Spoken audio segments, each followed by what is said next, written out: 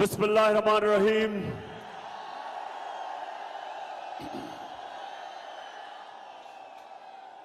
इय्याका नअबुदु व इय्याका नस्तईन। मेरे 18,000 के नौजवानों, बुजुर्गों और खास तौर पे जो मेरी बहनें आई हुई हैं, मैं सबसे पहले आप सबसे माजरत चाहता हूं कि मैंने आना था जहाज से और रास्ते में मौसम की खराबी की वजह से जहाज ना आ सका, तो मैं इस्लामाबाद से बाय रोड आपके पास पहुंचा हूं। तो मैं माजरत चाहता हूं, आपको इंतजार करनी पड़ी।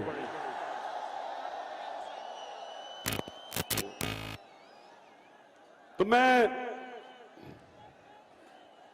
मेरे नौजवानों और बुजुर्गों और बच्चों और बहनों, आपको पता है मैं आपके पास क्यों आया हूं?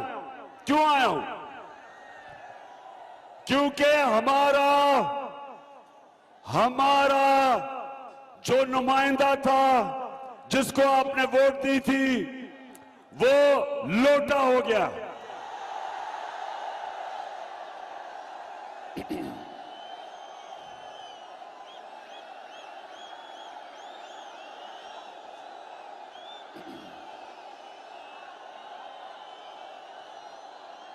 माशाअल्लाह, मेरे सारे नौजवान बल्कि बच्चे भी जानते हैं कि लोटा क्या होता है। लोटा सिर्फ वो नहीं होता जो गुस्ल खाने में इस्तेमाल किया जाता है। लोटा वो होता है जो अपने ज़मीर का सौदा करता है, अपना ज़मीर बेचता है। और हम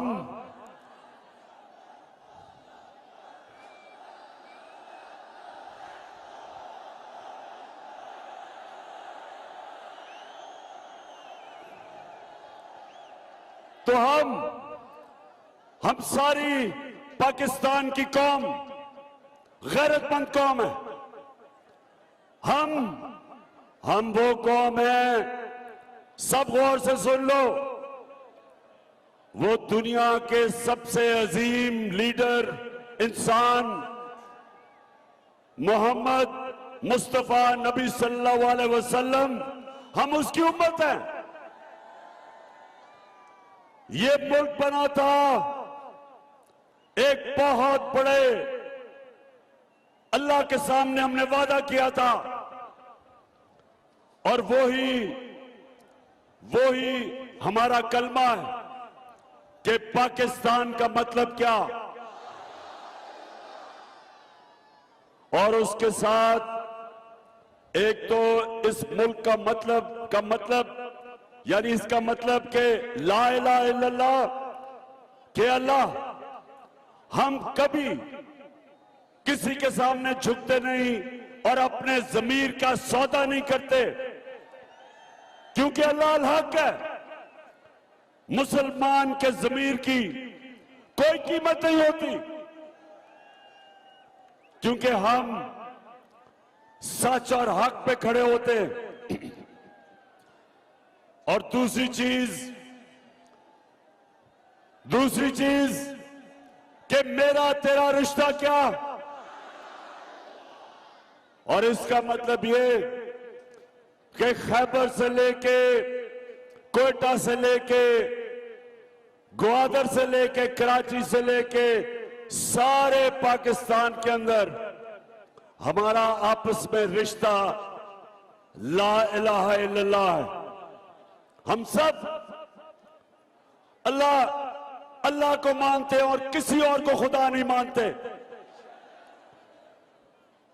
लोगों की मुख्तलिफ ज़बानें हैं, सिंधी, पश्तो, उर्दू, पंजाबी, बलोच, लेकिन हमारा रिश्ता सिर्फ जो नारे पे पाकिस्तान बना था, ला इलाहा इल्लल्लाह, ये हमारा रिश्ता है सबका, चाहे गरीब हो चाहे अमीर हो, कमजोर ताकतवर, हमारा रिश्ता ये है। लेकिन लेकिन मेरे 18,000 के लोगों, हम इसको पहचान नहीं सके, इस रिश्ते को नहीं पहचान सके। और यही वजह है कि ये मेरा मुल्क आज एक अजीम मुल्क नहीं बन सका।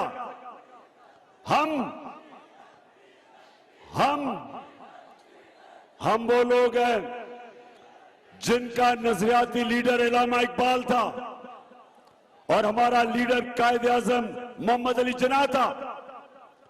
बड़े इंसान थे, बड़े अल्लाह के वो लोग थे जो सच्चे, सादिक और अमीन, असूल पे चलने वाले।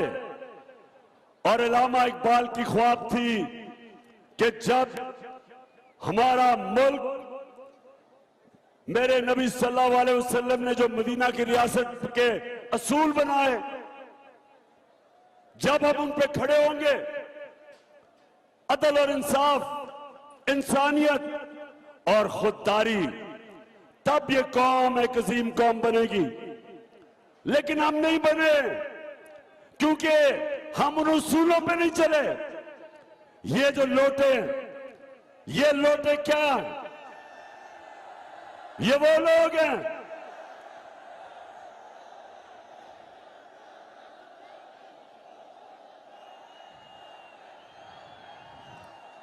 लोटे, वो हैं जो पैसे लेके अपनी, जिन लोगों से, हल्के के लोगों से वोट लेके आए, पैसे लेके उन लोगों की वोट बेचते हैं। ये वो लोग हैं जो पाकिस्तान के आइन के खिलाफ जाते हैं। ये वो लोग हैं जो उस मुल्क से गद्दारी करते हैं। एक अमेरिकी साजिश का हिस्सा बन के 22 करोड़ पाकिस्तानियों की मुंतखब हुकूमत को ये गिराते हैं साजिश के तहत, पैसे लेके। और इनके साथ इस मुल्क के मीर जाफर और मीर सादिक मिल जाते हैं और मिलके एक अमेरिकी साजिश के तहत पाकिस्तान के बड़े बड़े डाकुओं को मुल्क पे मुसल्लत कर देते हैं। इसलिए चुप करके बैठ। इसलिए सुनो मेरे नौजवानों, गौर से सुनो। इसलिए ये इतवार को जो इलेक्शन आ रहा है, ये हमारे मुल्क के मुस्तकबिल का फैसला करेगा। मैं आज सबकी ड्यूटी लगा रहा हूं कि आप सबने पूरा जोर लगाना है। आपने घर घर जाके लोगों को निकालना है। मेरी बहनों, आपने भी घर घर जाके लोगों को निकालना है, क्योंकि हमने ये इलेक्शन इसलिए जीता है, इस मुल्क के मुस्तकबिल के लिए, अपने नौजवानों के लिए, बच्चों के मुस्तकबिल के लिए। इन चोरों से इस मुल्क को बचाना है, अमेरिकनों के गुलामों से इस मुल्क को बचाना है। बताओ मुझे, आप सब इसमें पूरी तरह शिरकत करोगे?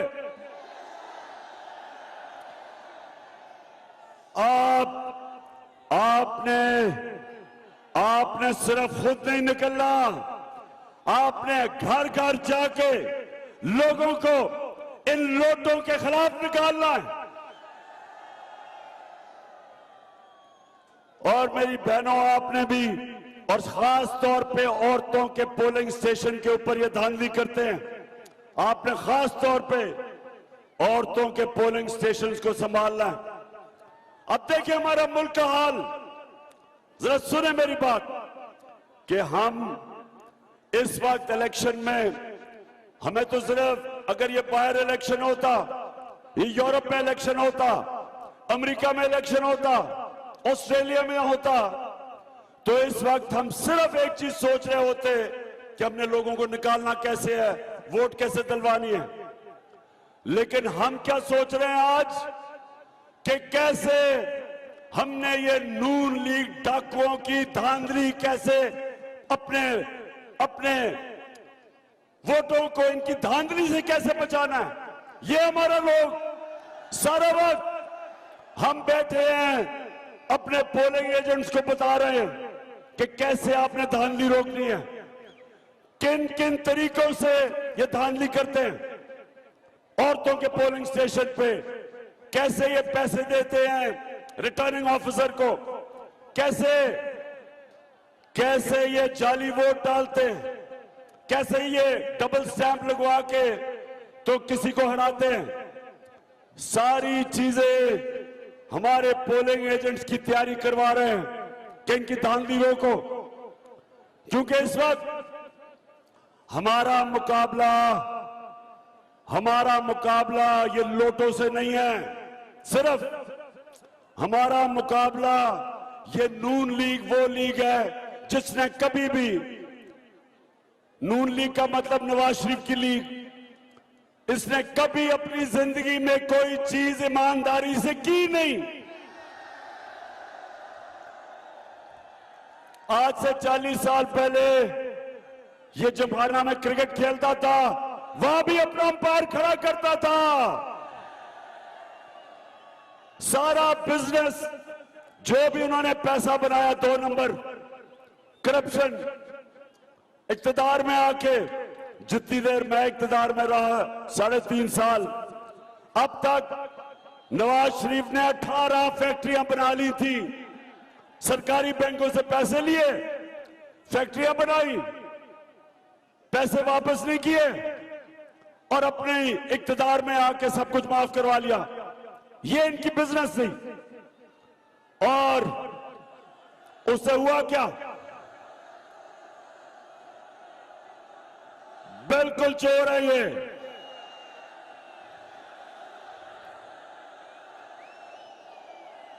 तो ये हमारा मुकाबला शरीफ खानदान और इनके दरबारियों से, लोटों से, इलेक्शन कमीशन से जो इनके साथ मिला हुआ है।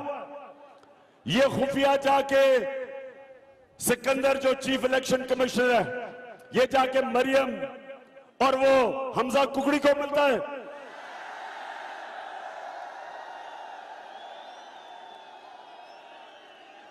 छुप के मिलता रहा है। और उसके अलावा एक मिस्टर एक्स बैठा हुआ है लाहौर में, और एक उसने मिस्टर वाई को भिजवाया हुआ मुल्तान में। ये भी तैयारी कर रहे हैं। इनको हुक्म मिला है कि हर तरह तुमने इन चोरों को इलेक्शन जिताना है। और दूसरी तरफ सारी कौम खड़ी है हमारे साथ। हमने नौजवानों, हमने मिलके इनको ऐसे इलेक्शन हराना है जिस तरह एक ही दफा हिंदुस्तान के अंदर पाकिस्तान टीम हिंदुस्तान में मैच जीती, जब पाकिस्तान का कप्तान इमरान खान था और उनके अंपायरों के बावजूद जीत के आए। अब भी ये अंपायरों के बावजूद हमने मैच जीत रहे हैं। हाथ खड़ा करो, जीत रहे हमने इंशाअल्लाह हमने इनको ऐसा फेंटा लगाना है, याद रखेंगे। और नौजवानों, आपने खास तौर पर वोट डालनी है। 64% पाकिस्तान में नौजवान है।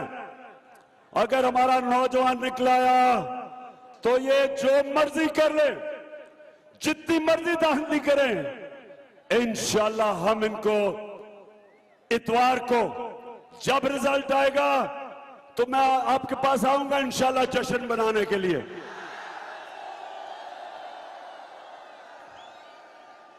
मैंने बड़ी कोशिश की जब मैं हुकूमत में था कि हम साफ और शफाफ इलेक्शन करवाएं पाकिस्तान में।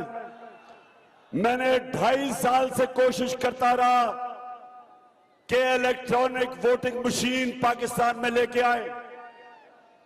इलेक्ट्रॉनिक वोटिंग मशीन क्या होती है? जैसे ही दबाते रहते हैं बटन, जिस तरह आप मार्केट में जाते हैं, आप सब्जी खरीदते हैं या चीजें खरीदते हैं, वो दबाता है और फिर वो आखिर में बटन दबाता है, रिजल्ट आ जाता है, पैसे आ जाते हैं, कितने पैसे। उसी तरह इलेक्ट्रॉनिक वोटिंग मशीन हिंदुस्तान में भी है। ईरान में भी है। हमने बड़ी कोशिश की कि यहां भी अगर इलेक्ट्रॉनिक वोटिंग मशीन आ जाएगी तो ये जो सारा जो धांधली का निजाम है, हम भी दुनिया की तरह साफ और शफाफ इलेक्शन करवाएंगे। लेकिन ये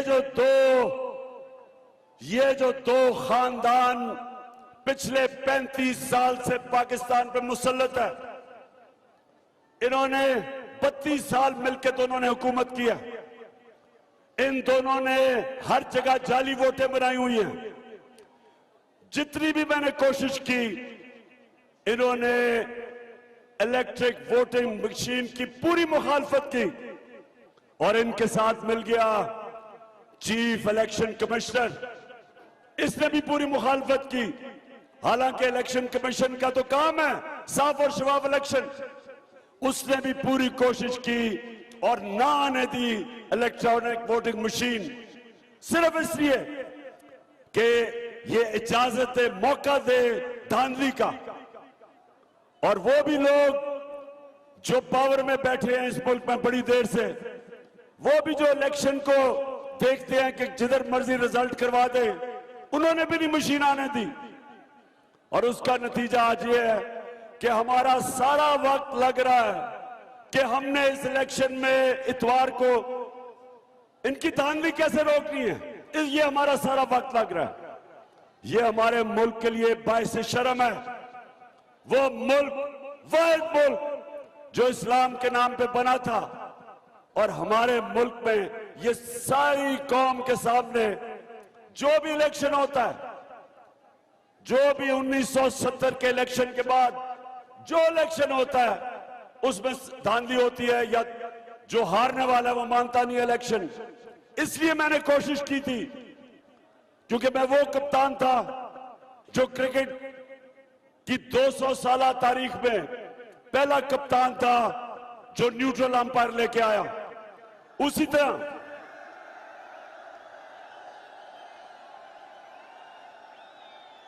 और यही मेरी कोशिश थी कि मैं वो प्राइम मिनिस्टर बनूंगा जो पाकिस्तान में साफ और शफाफ इलेक्शन करवाएगा।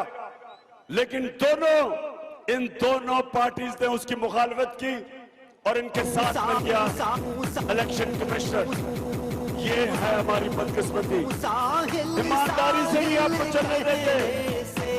क्या खाक किनारा आएगा, अब दौर गुलामी जाएगा और लेके रहेंगे आजादी।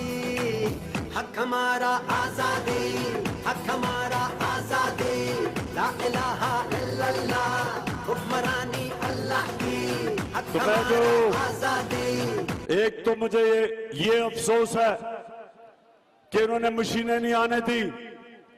दूसरा, मुझे जो इलेक्शन कमिश्नर के ऊपर मैं सबसे बड़ी बात ये पूछता हूं कि जो सिंध का बल्दियाती इलेक्शन हुआ, जिस तरह का इलेक्शन हुआ,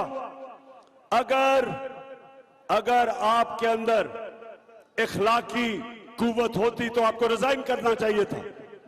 पहले तो इलेक्शन जिस सतह की धांधली हुई, इनके साथ जो इत्तेहादी हैं जेयूआई और एमक्यूएम, उन दोनों ने भी कहा धांधली हुई। और 15% सीटों के ऊपर बिला मुकाबला इसलिए हुआ कि पुलिस का इस्तेमाल किया गया। और सबसे बड़ी बात कि जो सिंध का इलेक्शन कमिश्नर था, जो इलेक्शन कमिश्नर है, वो सिंध हुकूमत का मुलाजिम है, उनसे पैसे लेता है। कैसे साफ और शफाफ इलेक्शन हो सकते हैं यहां? और मैं उससे पीछे भी चला जाऊं, सेनेट का इलेक्शन आया, सुप्रीम कोर्ट में हम गए कि सेनेट के इलेक्शन में ओपन वोटिंग होनी चाहिए, पता चले कि एमपी किसको वोट डालते हैं। क्योंकि 30 साल से सेनेट के इलेक्शन पे पैसा चलता है, एमपीज अपनी वोट बेचते रहे हैं। करोड़ रुपया इलेक्शन पे रिश्वत देने पे लगता है। हम सुप्रीम कोर्ट के पास गए, हम कैसे ओपन वोटिंग हो ताकि पता चले कि एमपीज किसको वोट डालते हैं। सुप्रीम कोर्ट ने कह दिया कि वोट की निशानदेही करनी चाहिए, इलेक्शन कमीशन को कह दिया। ये इलेक्शन कमिश्नर था, इसने नहीं किया। इलेक्शन में पैसा चला, करोड़ों रुपया चला और यूसुफ रजा गिलानी का बेटा पकड़ा गया पैसे देते हुए, वोट खरीदते हुए। और अभी तक चीफ इलेक्शन कमिश्नर साहब अभी तक किसी को नहीं पकड़ा। उसको डिस्क्वालीफाई करना चाहिए था।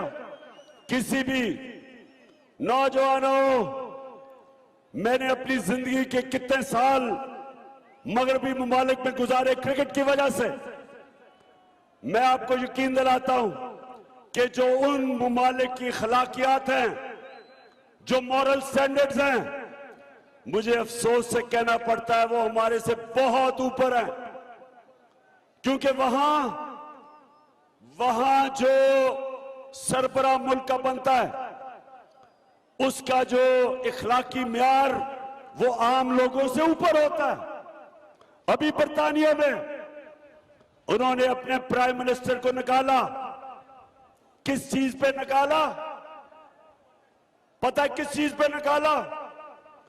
कि उन्होंने कहा कि कोरोना के दौर में आप अपने ऑफिस के लोगों के साथ क्यों बाहर जमा हो गए, जबकि कहा था सोशल डिस्टेंसिंग। सोचे या खबर भी ना बनती पाकिस्तान में। और उनकी अखलाकियात देखे कि उन्होंने कहा कि कानून सबके लिए एक है, कोई कानून से ऊपर नहीं है। किस वजह, क्या वजह है कि इसने हमें कहा था कि इकट्ठे नहीं होना कोरोना के दौर, ये कैसे इकट्ठा हो गया? सोचे कि वो भारी अक्सरियत से जो प्राइम मिनिस्टर बना था उसको इस्तीफा देना पड़ा। इसलिए वो कौमें ऊपर निकल गई हैं, वसाइल की वजह से नहीं। उनके अखलाकी मेयार, मॉरल स्टैंडर्ड्स, वो कौमें चलती है अमर बिल मारूफ पे, जो अल्लाह का हुक्म है हमें कुरान में कि अच्छाई के साथ खड़े हो और बुराई के खिलाफ जहाद लड़ो। और आज अभी मैं आ रहा था मोटरवे पे, जब मैं यहां उतरा तो मुझे एक सजा याफ्ता खातून की तस्वीर नजर आई।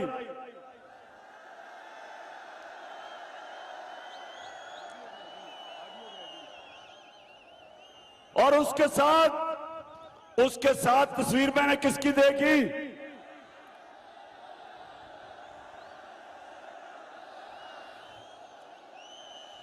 एक सजा याफ्ता भगोड़े की तस्वीर देखी। झूठ बोल के मुल्क छोड़ के भाग गया। अब सोचे बर्तानिया के अंदर अब कोई सोच तस्वर नहीं कर सकता कि किसी की जुर्रत हो कि एक जमानत के ऊपर सजा याफ्ता खातून की तस्वीर लगी हो और दूसरी तरफ एक करप्ट झूठ बोलने वाला सजा याफ्ता भगोड़े की तस्वीर लगी हो। ये है फर्क। वो माशरे, उन माशरों के अंदर कानून से ऊपर कोई नहीं। वो माशरे ताकतवर डाकुओं को जेलों में डालते हैं। और हमारी बदकिस्मती ये कि हमारा जो इस वक्त प्राइम मिनिस्टर नहीं, क्राइम मिनिस्टर, वो और उसके दो बेटे, जिसको उन्होंने गैर आईनी तौर पे आज बैठा हुआ है वजीर आला हमजा कुकड़ी, ये दो और इसके बेटे को एफआईए में 16 अरब रुपए की इनके ऊपर करप्शन है। 8 अरब रुपए की करप्शन नैब में। अब सोचें इस मुल्क की बदकिस्मती कि साजिश के तहत, साजिश तो अमेरिकियों ने की, लेकिन हमारे मीर जाफर और मीर सादकों ने इन चोरों को हमारे ऊपर मुसल्लत किया। इस कौम की तौहीन की। आज वो चोर ऊपर बैठे हुए हैं और आते साथ ही इन्होंने 1100 अरब रुपए की आपका पैसा जो नैब में था, 1100 अरब रुपया जो इस कौम से चोरी किया था, आते साथ ही इन्होंने असेंबली में नैब की अमेंडमेंट करके सारा पैसा माफ करवा लिया।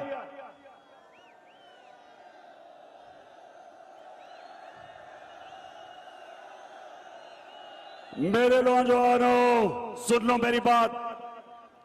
मेरे नबी सल्लल्लाहु अलैहि वसल्लम ने कहा था, ये सब सुन लो, उन्होंने कहा था तुम्हारे से पहले बड़ी कौमें तबाह हुई। उन्होंने बताया कि तबाह हुई, कैसे तबाह हुई? तबाह ऐसे हुई कि कंगाल हो गई, उनके पास पैसा खत्म हो गया, बैंकरप्ट हो गई। और उन्होंने कहा जो कौमें तबाह हुई तुम्हारे से पहले, छोटा चोर चोरी करता था तो उसको जेल में डाल देती थी वो कौमें, लेकिन बड़ा डाकू जब चोरी करता था तो वो उसको एनआरओ दे देती थी, वो तबाह हो जाती थी। और ये अभी मैं आपके सामने दो मिसालें देता हूं, दो मिसालें आपके सामने। एक श्रीलंका, श्रीलंका में भी 20 साल से एक खानदान बैठा हुआ था, प्राइम मिनिस्टर भी उस खानदान का, प्रेसिडेंट भी उस खानदान का। जिस तरह सुभाष शरीफ प्राइम मिनिस्टर और हमजा कुकड़ी चीफ मिनिस्टर, जिस तरह वहां सिंध के अंदर एक ही खानदान, जरदारी खानदान, उसकी बहन, उसका बेटा, वो सारा सिंध के ऊपर बादशाह बने हुए हैं। इसी तरह श्रीलंका में एक खानदान 20 साल से हुकूमत कर रहा था। क्या हुआ? वो पैसा चोरी चोरी करके बाहर भेज रहे थे। आज तस्वीरें छपी हैं कि उस खानदान ने कितने अरबों अरबों रुपया मुल्क से बाहर महलात लिए हुए हैं, प्रॉपर्टीज ली हुई हैं, मुख्तलिफ जगह के ऊपर सरमायाकारी की हुई है मुल्क से बाहर। तो वो अरबोपति बनते गए और श्रीलंका का दिवालिया निकल गया। आज उनके पास पैसा नहीं तेल खरीदने के लिए, श्रीलंकन भूखे जा रहे हैं क्योंकि उनकी लीडरशिप ने चोरी कर करके उनका मुल्क तबाह कर दिया। लेबनान सुने जरा, जो बेरूत हम जब बड़े हो रहे थे, आज जिस तरह आप दुबई जाते छुट्टियों के लिए लोग, हमारे जमाने में बेरूत जाते थे। उधर भी उनके हुक्मरान, उन्होंने जब चोरी शुरू की तो आज बेरूत का यह हाल है कि 70% लोग गुर्बत की लकीर से नीचे चले गए। तो नबी ने, मेरे प्यारे नबी सल्लल्लाहु अलैहि वसल्लम ने जब कहा था कि वो कौम जो इंसाफ नहीं करती, इंसाफ का मतलब क्या? कि ताकतवर और कमजोर के लिए एक कानून जिस कौम में नहीं है वो तबाह हो जाती है। एक कौम जब मदीना की रियासत मेरे नबी सल्लल्लाहु अलैहि वसल्लम ने बनाई थी तो उसकी बुनियाद रखी थी अदल और इंसाफ पे। उन्होंने कहा मेरी बेटी भी अगर चोरी करेगी उसको सजा मिलेगी, कोई कानून से ऊपर नहीं। और ऐसे दुनिया का सबसे अजीम, एक अजीम कौम खड़ी हुई, दुनिया की इमामत की उन्होंने, अदल और इंसाफ। और आपके सामने ये जो साजिश के तहत डाकुओं को हमारे ऊपर बिठाया है, ये हमारी कौम की बर्बादी है। ये ऊपर रह गए, ये और पैसा बनाएंगे। पहले भी इन्होंने अपनी चोरी माफ करवाई थी, जनरल मुशर्रफ के जरिए एनआरओ लिया था। अब ये दूसरी दफा इन्होंने अपनी चोरी माफ करवाई है और फिर तैयार हो जाएंगे फिर से मुल्क को लूटने के लिए। इसलिए आप सबको मैं आज पैगाम दे रहा हूं कि ये जो जंग है ये इमरान खान की जंग नहीं, ये इलेक्शन नहीं है, ये जहाद है। ये हकीकी आजादी की जहाद है। और दूसरी चीज, जितना जब से ये शहबाज शरीफ आया, यहां ऐसे ऐसे लोग थे, वो समझते थे ये जी कोई बहुत ही बड़ा कोई अफलातून है। वो गलत फहमी में थे कि शहबाज शरीफ जब 50 अरब रुपए के इश्तिहारों के अंदर अपनी तरक्की दिखा रहा था, तो नादान समझे कि कोई वाकई बहुत बड़ी चीज है। तो अब सारी कौम के सामने दूध का दूध पानी का पानी हो गया, महंगाई आसमानों पे और माइशत जमीन पे। लेकिन उससे भी बुरी चीज, इसने हमारी खुददारी खत्म करने की पूरी तरह कोशिश कर रहा है। एक वो खुददार कौम, गैरतमंद कौम, उसका ये प्राइम मिनिस्टर बन के जरा ये सुने ये क्या कहता है, सुने जरा।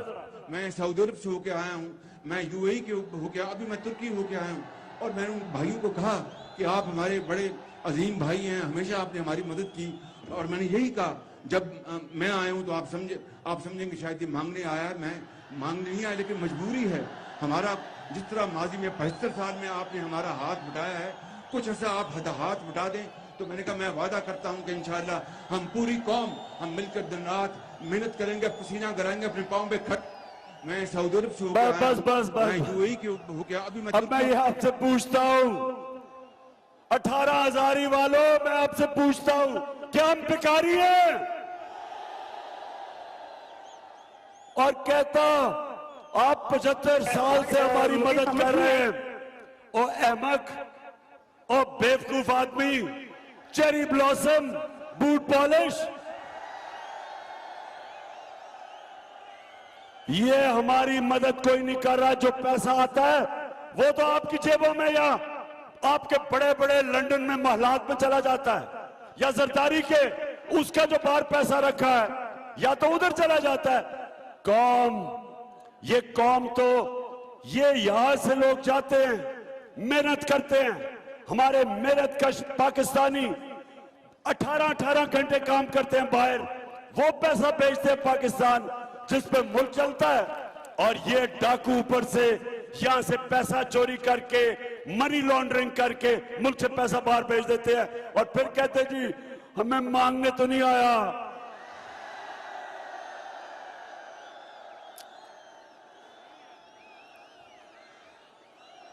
अच्छा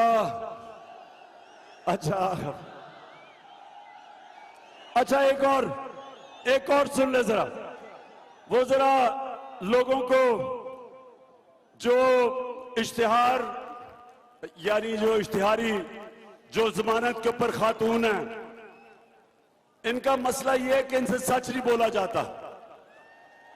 एक जब 1965 की जंग थी, आप तो पैदा नहीं हुए होंगे, तो उस वक्त एक होता था हिंदुस्तान का रेडियो आकाशवाणी।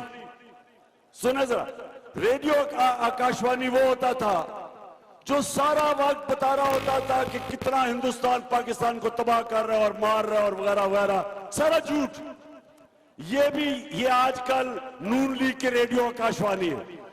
अच्छा जरा सुने जरा इसका, सुने। और मुझे समझ नहीं आई कि मेरी और मेरी वालदा की और बहन भाइयों की प्रॉपर्टीज ये कहाँ से निकाल के ले आए हैं। मेरी सेंट्रल लंदन में प्रॉपर्टीज तो दूर की बात है, मेरी पाकिस्तान में भी कोई प्रॉपर्टी नहीं है, मेरे नाम पाकिस्तान में कोई प्रॉपर्टी नहीं है। बस। अच्छा, अब मरियम बीवी को ये नहीं पता था कि वो अल्लाह अल हक है, वो उसका वादा है, सच सामने आना है। अब ये 2014 में कह रही है ऑलरेडी कि जनाब मेरी तो कोई लंदन तो छोड़ो, पाकिस्तान मेरी प्रॉपर्टी, ये कह रही है 14 में।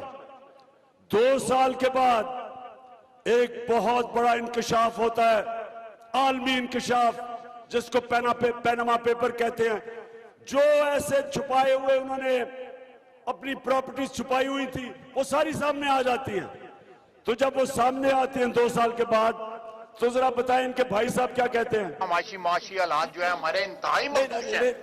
ये सारे हुसैन शरीफ है।